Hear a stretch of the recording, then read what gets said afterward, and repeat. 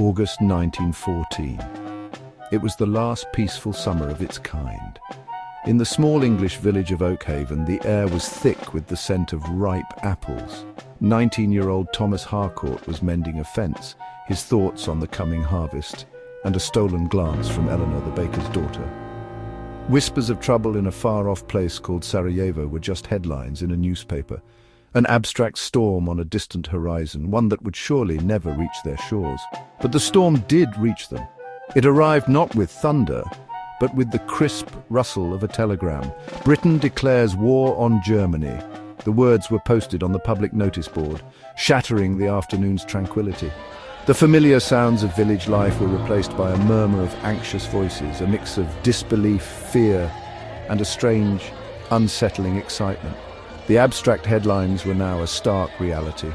A wave of patriotic duty, fueled by posters promising a grand adventure, swept through Oakhaven. It was a call to honor, a chance to be a hero. For Thomas, the decision felt preordained. He traded his work boots for stiff, unfamiliar khaki. The training was a blur of shouted commands and clumsy drills. Within a week, he was no longer a farmer's son, but a private in the British Expeditionary Force, bound for a place he couldn't truly imagine. The train station was a scene of forced cheerfulness. A brass band played jaunty tunes while families clung to their sons. "It'll all be over by Christmas," everyone said, a mantra to ward off the dread. Thomas echoed the sentiment to his mother, promising he'd be back before the first snow.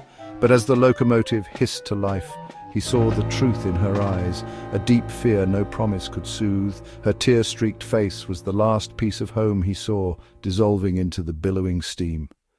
On the train, the boys sang songs, their minds filled with visions of glory. They were the flower of their generation, marching off to a righteous cause.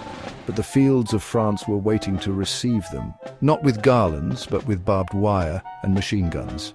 The romantic notions of battle would not survive the journey.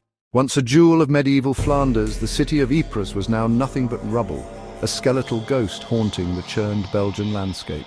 The spires of its famous cloth hall, now jagged teeth against a perpetually grey sky, served as a constant, grim reminder of what was lost. This was the Ypres salient, a name that had become synonymous with slaughter. Down in the labyrinthine trenches, life was a grim, suffocating trinity of mud, water, and a fear so constant it became a part of the air they breathed. The mud, a thick, greedy porridge of clay and decay, clung to everything, promising a cold grave. Amidst this orchestrated chaos, Private Thomas Harcourt, a former university student, clung to his worn, damp notebook. It was his only anchor.